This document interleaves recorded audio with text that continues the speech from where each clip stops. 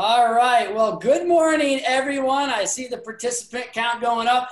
My name is Christian Kluge. I'm here with Melissa. Melissa, how you doing this morning? I am doing wonderful, Christian, and welcome everybody to Around Hannahland. We are excited to be joining you on Monday mornings here in Hannahland to talk about some tips and strategies and motivate you during this crazy time. Yeah, Hobie had reached out to Melissa and I and asked if we would come together and work together to do Monday motivationals. And we were like, absolutely, yes. I've known Melissa about a week and a half now. And at 8 o'clock last night, we're on the phone getting ready for today. So we're super excited. Melissa, tell us a little bit about what the format's going to be as we go forward here. Well, I was just going to say you already motivated me last night when you were saying you were starting every morning with a 5K. So I got up this morning and ran my 5K. So the motivation's already working. Already working. Anyways, a little bit about the format. What we're going to do is every Monday, this session will be about 45 minutes. About 30 minutes will be in the presentation and sharing some tips and strategies and some things that are happening to help you be a little bit more successful during this time. And then the other 10 or 15 minutes will be answering your questions. So feel free to have your questions in the chat below or in the, in the little question box. And every week, Christian and I will be taking turns. This week, I will be fielding the questions so I can ask Christian them later. And Christian will be sharing some of his thoughts and strategies and doing the presentation this week. And then next week, we'll flip and we'll be doing it every other Monday. Yeah, Melissa said I could go first and screw up, and then you come in next week and knock it out of the park. Exactly. Right. We'll have a I thought what would be great before we get started, and as we're letting people join in, is for Melissa and I each to give a little bit of bio about who we are. That way, for those who don't live in our states, know a little bit about us. So, Melissa, why don't you go first? Okay, so I started in the business in 1987, shortly after I graduated from John Carroll University, that is Hottie Hannah's alma mater, and started in the business, sold real estate for 20 years, sold a lot of houses and helped create and develop and grow a real estate team with my family. In 2007, I joined the leadership team with Howard Hanna and then became the regional manager. I live in the outskirts of Cleveland and worked for a while as the regional manager on the northeast side of Cleveland. And for the last 3 years, I have been working on the west side of Cleveland and have been so lucky to be surrounded by amazing agents, managers, team members, and it's been great when you surround yourself by such good people. It makes the career a lot of fun. Absolutely. So I live in upstate New York, outside the Albany area. I live in the southern Adirondacks on a lake called Great Sacandaga Lake. So absolutely love where I live. I've been in real estate almost 20 years now. I started as a real estate appraiser right out of college in the early 2000s. Did that till 2008. And in 2008, I got my broker's license. Did both for about a year or two, and then really decided I liked the sales part better than the appraisal part. So I went full speed ahead into my own brokerage, CMK Real Estate, ran that for 10 years, grew it to over 100 million in sales, about 60 agents. And back in 2018, was able to join Howard Hanna and what was the former Realty USA crew here in the Albany district. And we are really excited for that. It's been a great 2 years. And so now I'm a district manager with Howard Hanna here in upstate New York, and help motivate our agents and work with them so they can grow their businesses. So that's a little bit about us. So I think we've done a good job stalling. So I'm going to go ahead and start my timer as we get into some of the content today. So when you registered, you should have gotten a link for a follow along worksheet, which I'm holding up right here. If you didn't get that, Melissa's going to put a link into the chat box. So you can click on that and print it out real quick. It's just a little sheet to help you follow along. I'm one of those people, if I'm not writing stuff down while I'm listening, I'm probably not going to retain much of it. So wanted to make sure you guys had that. Also, this is my first time doing this seminar over a Zoom or a webinar. So I'm going to do my best to toggle back and forth between sharing my screen and allowing you to see me. So just bear with me if there's a little bit of pause. I'm going to try to do my best on that. Also, there's going to be a link for this webinar for the future. Melissa or Kate Lasura said it's going to come out with the email. For next week, you'll see a link for the previous week, and then this will be on GoHanna. So we will have this webinar saved so you can share it with other people on your team or in your office. Okay. So if any of you listening from New York, you've heard this seminar I'm going to give, but I've tweaked it a little bit because I had to shorten it for the webinar. So if you have already heard it before, I know that it'll still be helpful for everything that we are all going through right now, just in our country and in the world. But my goal today is to help inspire you. I want to motivate you. I just want you to have a little bit of a zest coming out of this webinar. So thank you for tuning in. And there's one thing you need to know about me is when I talk, I get going really fast, right? Like my wife this morning, she's like, Christian, make sure you slow down. I said, I will try. But I just get really excited. In fact, the other day, my wife and I, we are in the parent-teacher conference for our son, Zeke. And it's actually his birthday today. He's turning 12. And the teacher says, Christian, you know, Zeke kind of reminds us of you. In fact, we think that he has this thing called AD. Hey, Melissa, did you put that link in the thing already? I did, but it doesn't appear to be working, so I'm going to send it a different way. So. I got distracted. That was part of my joke. Yes, I have this thing called ADHD. Now, here's what's weird about doing a webinar. I don't know if any of you laughed right there. Hopefully you did, but yes, I probably have ADHD. So I may get distracted, but I'll get back onto my notes that I have here and my slides. Don't worry about it, okay? Now, there's two things anytime I go speak somewhere that I need to do in the first 5 minutes. Number one, I need to get people to laugh. So hopefully you laughed a little bit about me making fun of my ADHD and talking fast. The other thing I need to do is I need to get you to like me, right? Because if you don't like me, you're probably going to just tune me out. So I have this strategy I have called the Christian Klug way to get you to like me. So on the count of 3, I am going to show you the Klug family puppies. Ready? 1, 2, 3.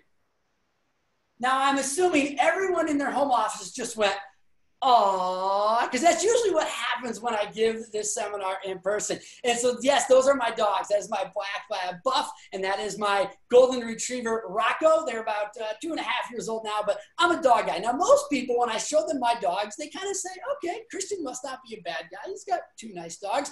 But I do understand that there's some cat people out there, and I don't have a cat. So if I didn't get you to like me by showing you the dogs, we go to the second strategy of the Christian Klug way to get you to like me in the first 5 minutes, and that's the Klug family photo.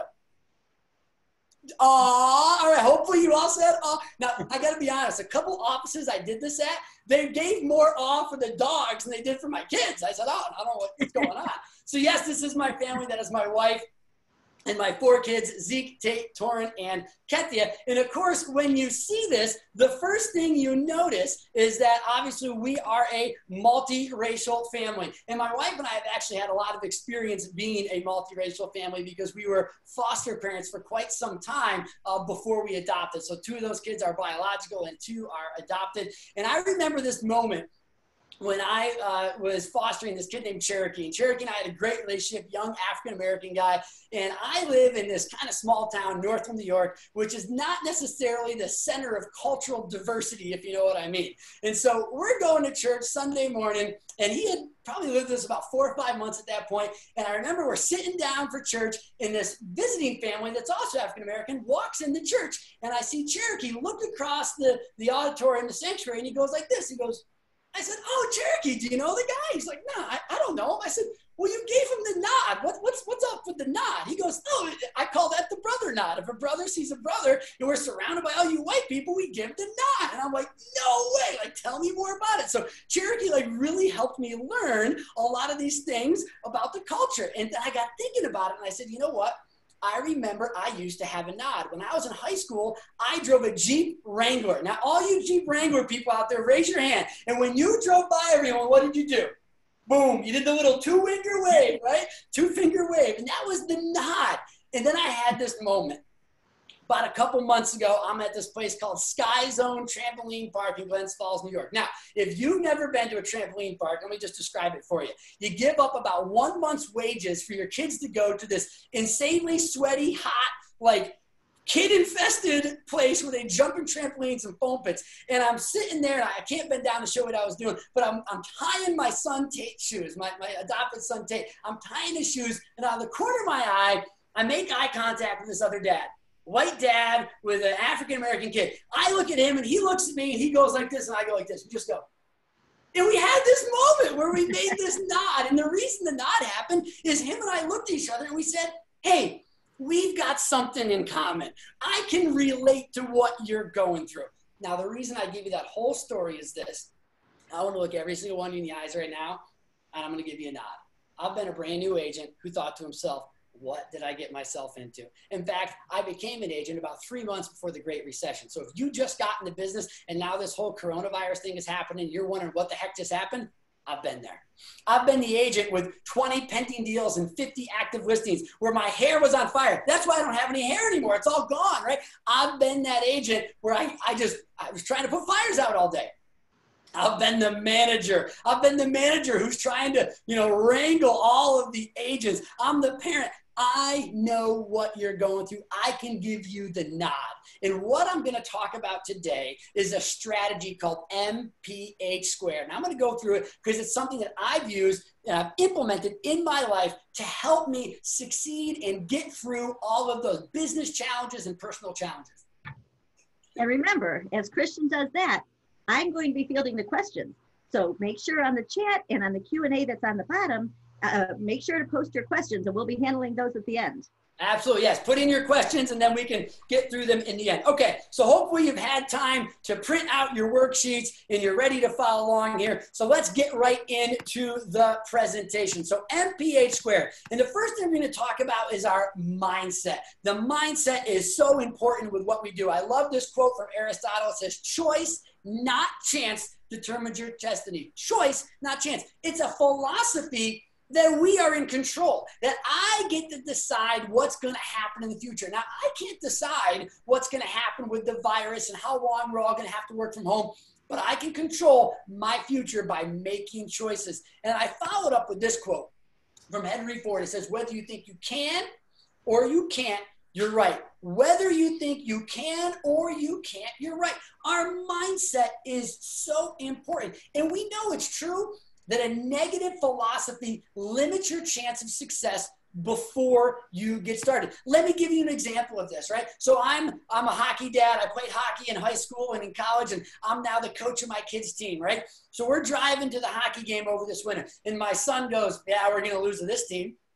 I said, well, what makes you say that? He goes, well, we lost to them, 8-4 last time. And, Zach isn't going to make it today. And Zach's our leading goal scorer. So we're going to lose. So my response as a father, what did I say? I said, well, with an attitude like that, you're probably going to lose. But I did my best. Herb Brooks impersonation. Herb Brooks is the coach of the 1980 Miracle on Ice. And I said, you can do it, Zeke, blah, blah, blah. And guess what? We won the game. We know this is true. If you're going out to a listing appointment and you say to yourself, I'm not going to get this listing, they're not going to buy this house. If you tell yourself these things, that's probably going to happen. This negative philosophy limits ourselves, and we cannot do that. We have to believe, we have to tell ourselves, yes, this can happen. So I want to ask you a question. Here's the question, is why do we tell ourselves that we can't do things? Why do we tell ourselves that we can't? So there's 3 different reasons that I believe we tell ourselves that we can't. Number 1 is I don't want to disappoint myself, right? Now, let me give you this example here. If I go on a listing presentation and then I don't get the listing and I told myself that I wasn't going to get it, guess what? When I get back, I get to say, I was right. I failed and I knew I was going to, and now I somehow magically feel better about it. It's pretty crappy, but we do that. You know what? I'm probably not going to be able to run that half marathon, so therefore I won't try. See, we just don't want to disappoint ourselves, so it's easier just to tell ourselves that we're going to fail. That's the number 1 reason. Number 2, we don't want to accept responsibility for our actions. Ooh, this one hurts. This one hurts. Sometimes you don't get that listing because you didn't do the right thing. You didn't prepare enough. You didn't have the right data. You didn't think everything through. You didn't practice enough. I remember a number of years ago, I was on a listing presentation in probably the $400,000 or $500,000 range, which at the time was way above my average sale price. And I came in as a referral from their daughter, and she had referred me in because they had a realtor who was not so techie, right? So they wanted the younger techie guy to come in. So here I come, right? And I go through the house and I tell the homeowner this. And I thought it was a great line at the time. I said, ma'am, you've done such a great job with your home that it's going to sell itself. You know what she heard when I said that? I don't need you. And guess what? I didn't get the listing. I had to accept responsibility. That was a really crappy sales line. So guess what? I never used it again. So we need to accept responsibility. with our actions. And the number 3 reasons we tell ourselves we can't do things is it's just easier to say that we can't, right? There's something about our American culture that we almost feel like a requirement to do things once we know we can do it, right? If you know you're selling 3 million a year and you know you can do 5, you almost feel like a responsibility to now go do it. So if you just tell yourself you can't, then you just keep doing what you're doing. It's just easier. But I want to share with you 2 powerful mindsets. And these are the first things for you to write down on your follow-along worksheets here. There's 2 powerful, very powerful mindsets to help us get in that right frame of mind. And here's the first one. I did it once, I can do it again. I did it once, I can do it again. 2009, the market sucks. I'm a realtor, I'm new, and I really don't know what I'm doing, right? And I had passed up opportunities to list properties in markets because I felt like they were outside my area. I had good friends calling me and asking me to sell their houses in the direct Albany market. And I kind of had like this, I'm a redneck from Northville type opinion about myself. I mean, I graduated in the top 10 of my class. There's only 48 kids, but I was in the top 10, right? So I had this self-limiting belief. Well, guess what? I took this listing in downtown Albany on Whitehall Road and I sold it. And then suddenly, you know what I said to myself? Holy cow, I did it once, I can do it again. And if I can do it in Albany, I can do it in Clifton Park and East Greenbush and Scotia and Glens Falls or wherever it is. If you did it once, you can do it again. Now, the second one is this. If they can do it, I can do it. Now, look, I'm not telling you to be judgmental, but I'm just telling you, when you look out at all the other realtors in the world, they're not Terminator T-1000s, okay? They are not some robots that are perfect. They're a human just like you and me. Look out there and say to yourself, if they can do it, I can do it. If they can do it, I can do it. Now, here's the deal. It is tough to stay positive in this world. You don't have to wake up for more than 5 minutes and go on social media or hear the news, driving to the office, or staying at home watching the news. And it's just easy to be negative. And so we have to intentionally and proactively work on staying positive. And I have people ask me all the time, Christian, how do you stay so positive? It's not natural, people. I don't wake up out of bed and suddenly go, woohoo, I'm positive. No, I have to work at it. I have to do intentional things to keep my mindset positive. So let me share with you what those are. There's 4 different things. And I'm going to put them up real quick, and I'm going to go back so I can run through them. Number 1 is read. Number 2 is listen. Number 3 is conferences.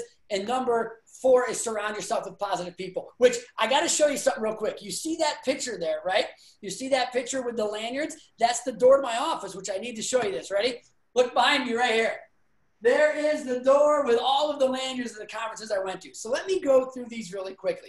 Read, listen, conferences, and surrounding yourself with the positive people. Let me go through each one of them.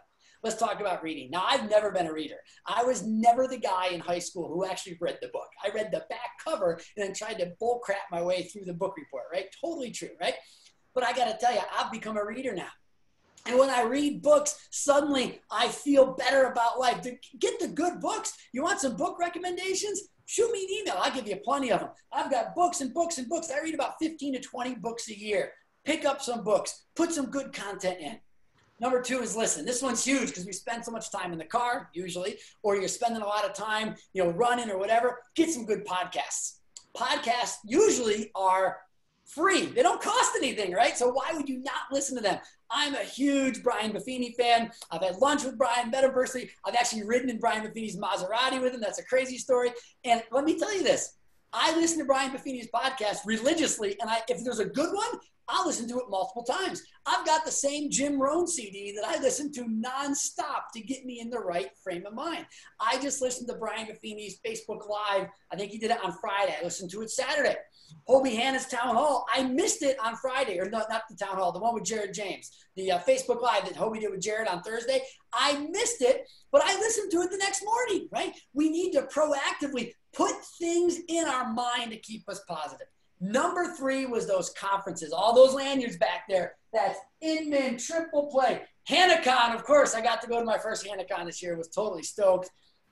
Every time I go to a conference, here's what it looks like. The day before, I'm like, oh, why am I going? I don't have time for this. And then on the way back, I'm telling myself, I am so glad I went. By the way, Pittsburgh was a phenomenal city to visit. Loved it. HannahCon was amazing. Last thing, surround yourself with positive people. You got to surround yourself with the right people. And here's one that's really important. don't be the negative person yourself. Make sure you are the positive person for other people. But we have to work at being positive. It is not natural. Let me stop with this quote right here on mindset. Attitude is a little thing that makes a big difference. Oh my goodness. If you got a bad attitude, that makes a big difference. I mean, if you walk into a house and go, hey, nice house you have here. Real estate sucks. Market sucks. They're probably not going to listen to you. Versus you walk in and go, yeah, man, what a great house. Real estate's awesome. Show people that you love what you do. Have a good attitude, and it will make a difference. Now, right about now, I'm looking at my watch going, I'm halfway through my time allotted. I've only gone through one of my 3 things, MPH squared. But that's typical. You want to know why? I spend the most time on mindset because it's the most important.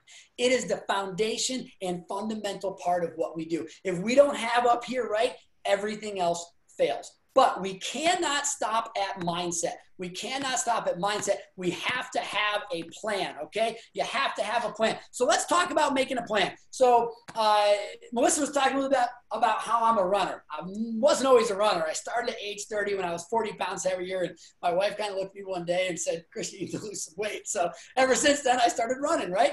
But I made a goal to run a sub 25K. And so I came up with this strategy. I said, I'm going to run 500 miles a year, stop drinking soda, eat healthy, and do smart running. Now, some of that is obvious, right? But some of it, I had to do some research. How many miles a year should I run? Should I just run the same distance every day? Which, ironically, now I'm doing a 5K a day for 366 days. And so now I am running the same distance every day. But I had to do some research. So how do you come up with a plan? Because I hear people say this all the time, is how do you make a plan? How do you make a plan? So I want to talk about the 3 things. Read, again, ask others, and trial and error. So write those down. I'm going to go through real quick. Read, ask others, trial and error. So once again, there is a book for everything. In fact, I love the series of Blank for Dummies, right? How many of you have bought one of those books? It's like, you know, whatever for dummies. So I'll give you another hockey story. So I'm a hockey coach now for my kids' team. I played in high school and college. I'm fairly good at the game. I'm okay at men's league, and I feel like I have a good grasp in the game. But I don't know how to coach.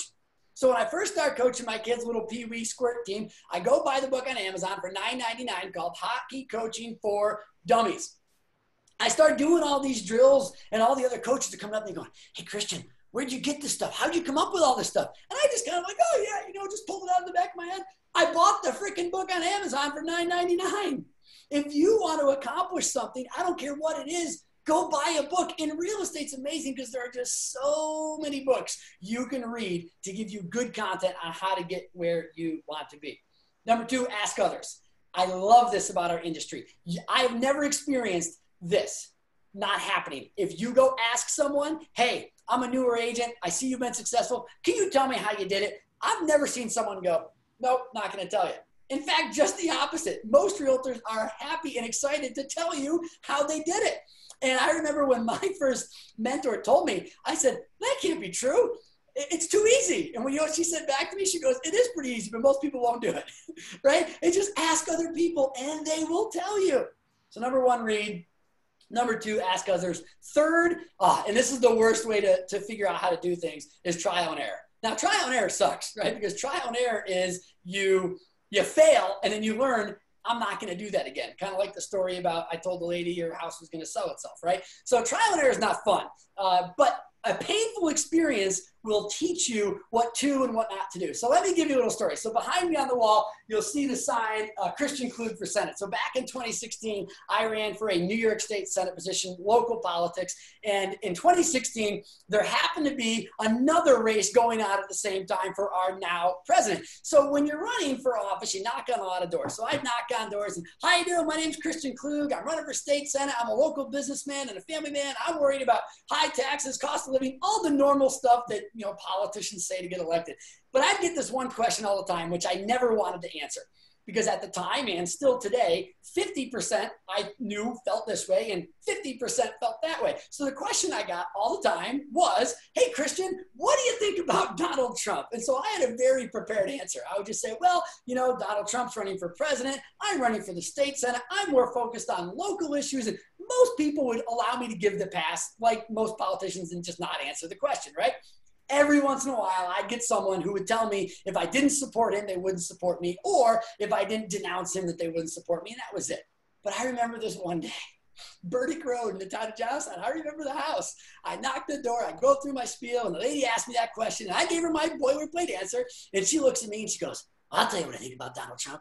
If he were here right now, I'd kill him. And I see the red in her eyes get real big. And now I'm on some country road, and I'm looking around at myself, and I've got like visions in my head of like the headlines, Senate candidate killed while campaigning, right? Like this lady was really worked up. I said, well, ma'am, I appreciate that you feel that way, but I'm really, and I went back to my talking points, and she said, no, she wanted nothing to do with it. And after a couple F-bombs, she kicked me off her property. So now I'm pretty lit up at this point, right? Like I had been treated pretty badly knocking on doors. This lady was pretty rude to me.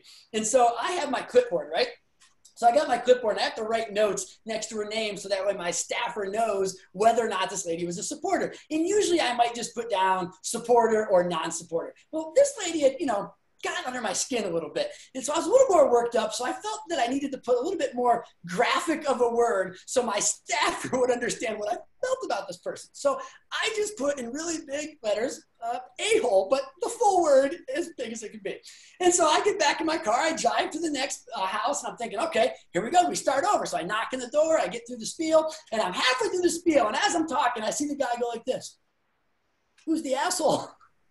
Oh my goodness, the guy looks on my clipboard, and I'm like, you've got to be kidding me. I said, sir, I am so sorry. Your neighbor was one of the most difficult people I've ever dealt with. She was pretty rude to me, and I just kind of, in a moment of venting, I wrote that down there, and he goes, my neighbor, huh?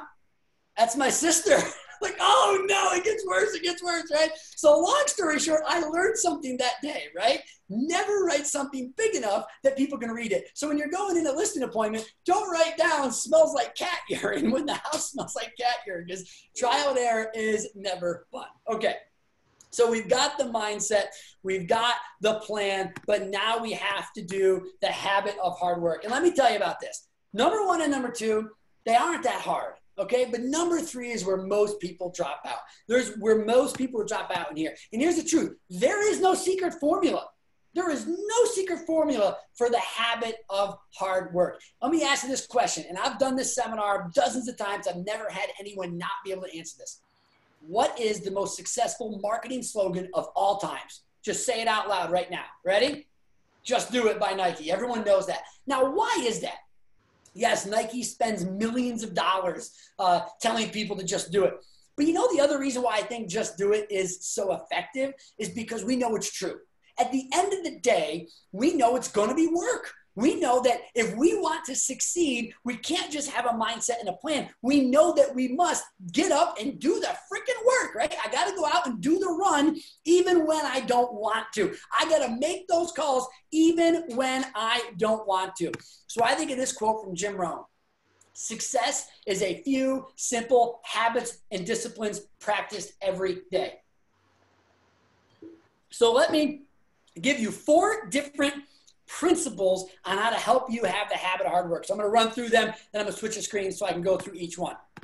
Number 1 is routines. Number 2 is a schedule. Number 3 is written goals. And number 4 is accountability. Routines, schedule, written goals, and accountability. So let me run through each one of them very quickly. So first of all is routines. Now on routines, I'm not saying routine and schedule are the same thing. They're very different. Here's what a routine is. I wake up at the same time every day, and here's how my morning looks like. On Mondays, I do this. On Tuesdays, I do that. On Wednesdays, I do this. On Thursdays, you call your sellers. On Fridays, it's price adjustments. On Wednesdays, it's prospecting. Whatever it is, you got to have a routine. A routine makes it so it happens every day. Number 2 is the schedule. Schedule, once again, different than a routine. Everything that I do is in my schedule. And when I say everything, I mean everything.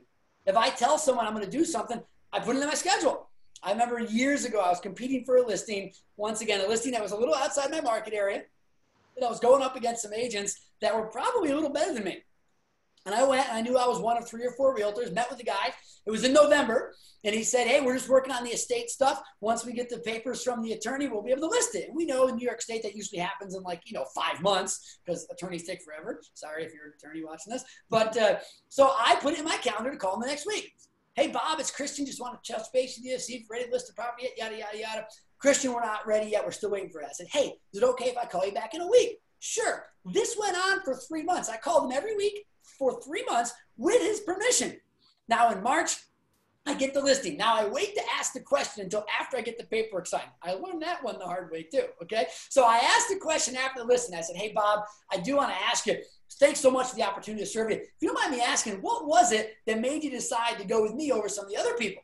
He goes, Christian, you're the only person who consistently called me every week for 3 months. And he made it sound like it was some phenomenal thing. You know what I did? I had an alert in my calendar, and every week I clicked and dragged it to the next week. And then it popped up my calendar, and I went, boom.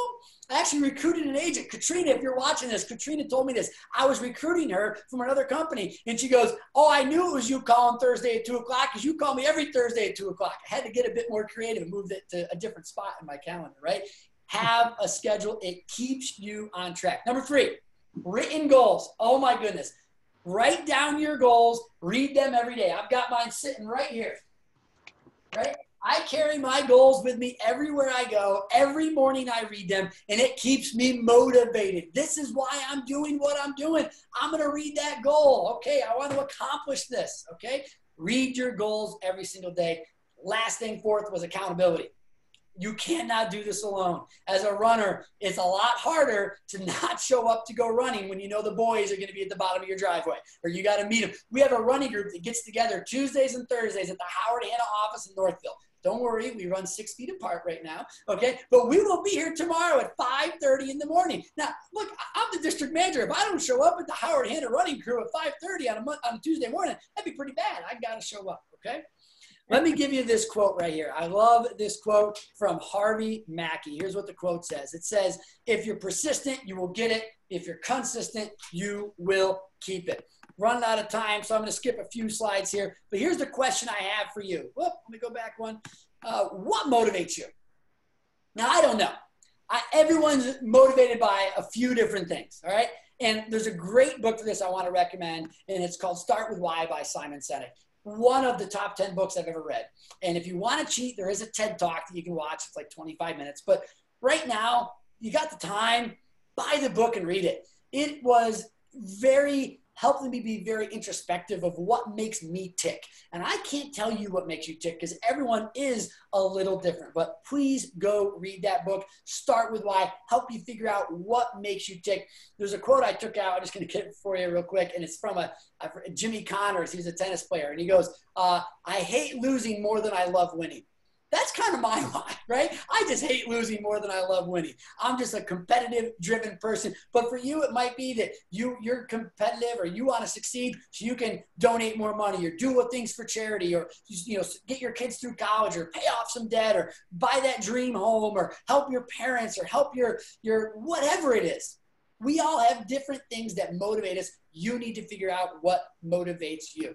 So let me come into my last couple slides here. Now, I love simple flowcharts. So I had our marketing department, Amanda Pitcher at Clifton Park, Howard Hanna. She drew this up for me a couple years back, and it said this. It goes, do you want to succeed? Well, and if the answer is no, do nothing, right? You don't want to succeed. You don't have anything to do, right?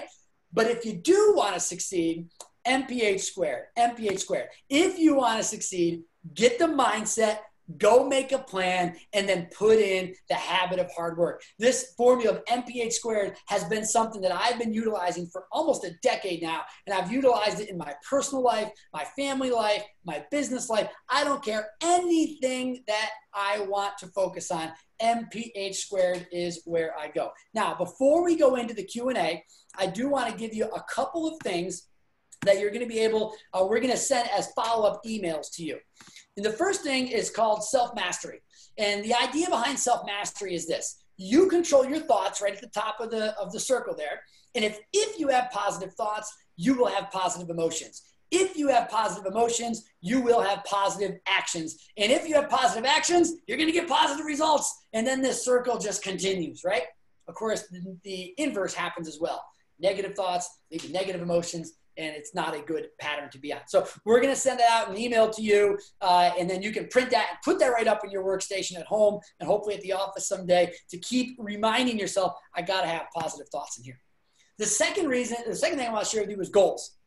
Once again, read them daily, have them in writing, include specific actions with your goals. And I break down my goals into 4 categories. I got my personal and family goals, my financial business, my physical fitness, and my spiritual. And truth is, all of them kind of intertwined. For example, if you're not reading your financial business goals, all the rest of them are pretty hard to do, right? I find that most of the family goals typically require money, all right? And even physical fitness, running shoes are freaking expensive when you're on 1,000 miles a year. You got to buy like 4 pairs a year, right? So I read them every day because they remind me of my purpose, my why. The why leads to discipline. Discipline leads to action, and action to results. Last thing I want to share with you, and I know a lot of people have used a form of this. This is just a form I made up. It's called the Win the Day Sheet. I fill a Win the Day Sheet out every single day, 365, or this year, 366 days a year. I fill it out on Christmas Day. It doesn't have business stuff on it on Christmas Day. Every morning I fill this out. What are the 2 most important things to get done today? And remember, WIN is the acronym for what's important now. Win the day. I know David Wallerid out of the Empire office in Albany. I shared this on one of our internal Facebook pages, and he started using it, and he told me the couple weeks he's been using, just having phenomenal results with that. So once again, I really want to encourage you, work on your mindset, make a plan, and have the habit of hard work. Here's what I know. If we implement MPH squared into our lives today, as we're dealing with this quarantine shutdown, I know 30, 60, 90, 120 days from now, whenever it is we're out of this, you're going to see the benefits of having that positive mindset, of having the plan, and of having the habit of hard work. So thank you for listening. I hope we got some good questions. I need a drink of water. Melissa, what do we got? Oh, we do have some great questions. And how are you feeling motivated, everybody? I tell you, I had a half-hour conversation with Christian last night on the phone, and I set my alarm extra early this morning and woke up and ran my 5K. That's awesome. Inspired me this morning, so it was fabulous. Anyways, a couple of the questions. Number one is how you stay organized. And a couple of people are commenting already that they love your win for the day and making sure. So how do you make sure you're consistent with that? And give us a couple of examples of what you say are the 2 most important items that you're going to do every day. Yeah, so one of the ways I stay consistently organized is that morning routine. So I wake up at the same time every day. Now, some people who know me aren't surprised by what I'm going to say, but what I'm going to say is going to make a lot of you go, no way, that's not true. I wake up at either 3:23 or 3:53 every day. And I wasn't always that early of a riser. I used to wake up at 4:30 or 5. I just got in the habit of getting up before 4 a.m. But getting up at that time every day allows me to have my time to do my reading, my spiritual time, clean up my emails, which is critical for me, and fill out that Win the Day sheet. So on the Win the Day sheet, for example, today, one of the things on the Win the Day sheet was final prep for this video and crush it on the video. So I did my final prep. We'll see how the results are, whether or not I crush it. Another thing on the Win the Day sheet, there was the 2 most important things, and there was the 3 secondary goals. One of the secondary goals was clean the laundry baskets out of my bedroom. My wife does all the laundry, and it's been sitting in front of my dresser for 3 days clean, and I haven't put it away. I'm glad to tell you, I already put it away this morning. So I feel very accomplished. So these don't have to be these abundant, massive tasks. It's the idea that, how do you eat an elephant 1 bite at a time, right? So even the littlest task, when you get it done, makes you feel accomplished. So Anna wants to know, what time do you go to sleep? Usually between 8:30 and 9. All right. I got a mentor of mine. He owns a big RV dealership. He's got 500 employees, and he gave me this quote one time, and he said, he goes, Christian, getting up early is easy. Going to bed early is hard. He goes, it's just simple math. If you think you need 7 hours and you want to wake up at 4 a.m., you just got to go to bed at 9. So I only need about 6.5 hours. So I'm usually in bed between 8 and 9. There you go. Now, you mentioned your one book, Start with the Why. Any other books you want to recommend? Because there's a lot of people who have some time to do some extra reading right now. Yeah, so let me give you a couple other books. So number one is a book called Miracle Morning by Hal Elrod, which is one of the reasons why I shifted my morning wake-up time. And once I said, I've always been an earlier kind of person between school, when I was back in school, and just early work life. But reading the book by Hal Elrod called Miracle Morning helped me not just wake up early, but help them be strategic about waking up early. Because I think waking up early is half the battle. The other battle is when you waking up with a mission. So that's a super easy read. Hal Elrod, I think he's even got one called Miracle Morning for Realtors. I've never read it, but I've just read the regular Miracle Morning. I bought 100 copies of it one year and gave one to each of my agents. everyone that I've seen read it, it has told me it really has helped their life. That's number one. Number two is one I shared on a Facebook page, Hannah Motivation Station, a week or two ago. And I think it's a good one for us right now. It's a book I actually read every year, and it's called Man's Search for Meaning by Viktor Frankl. It's a very dark, hard book to read. Viktor Frankl was a survivor of Auschwitz, of the Holocaust concentration camp.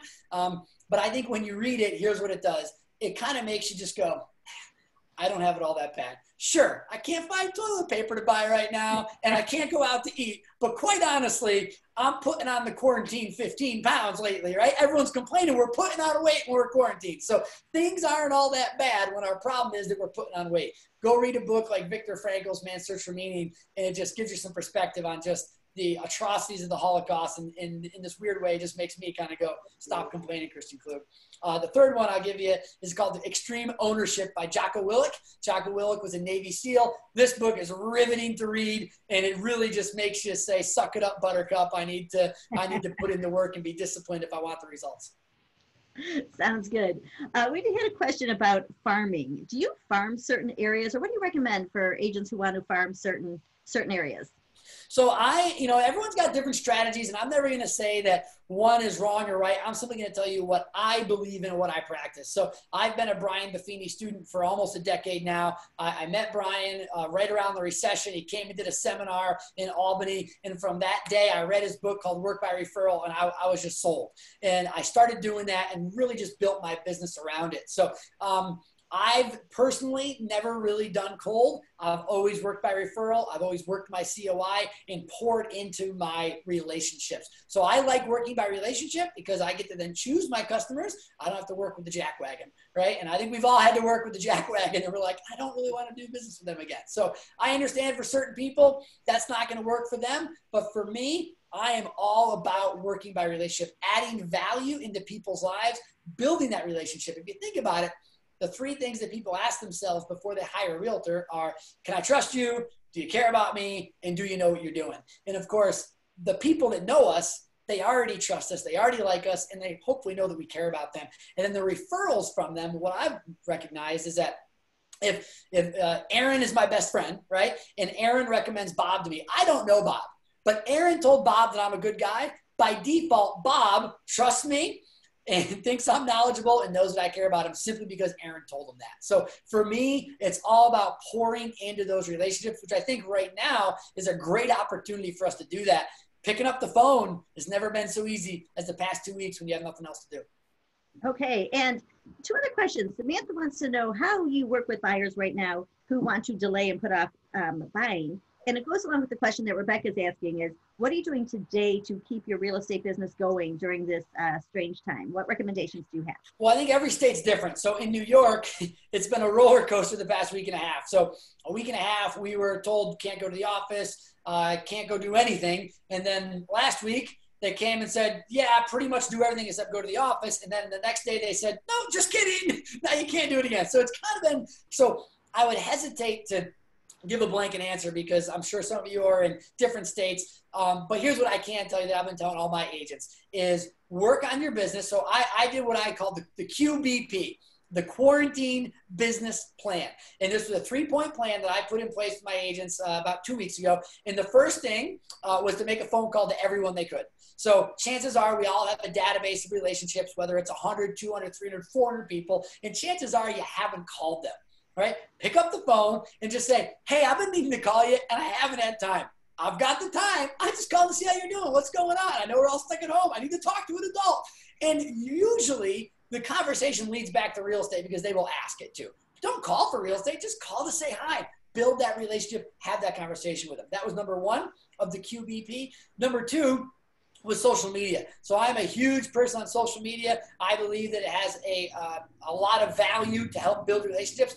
You do got to stay out of the drama, stay out of the opinions, block those people. Don't get caught in the weeds, so to speak. But go into social media and look for ways to add value. So I've had people come up to me, from 6 feet away now and say this, Christian, I just love watching your life, and I love it that you share your family. Now, we all know that we usually don't put the hard, bad stuff out on social media. We share the good stuff, right? So look for opportunities. how can I make people's days better with my social media feed? Can I post something funny? Can I put something up positive? And I think that's a great thing to do. And right now, people are spending way more time on social media. So that was number 2. So number 1 was phone calls.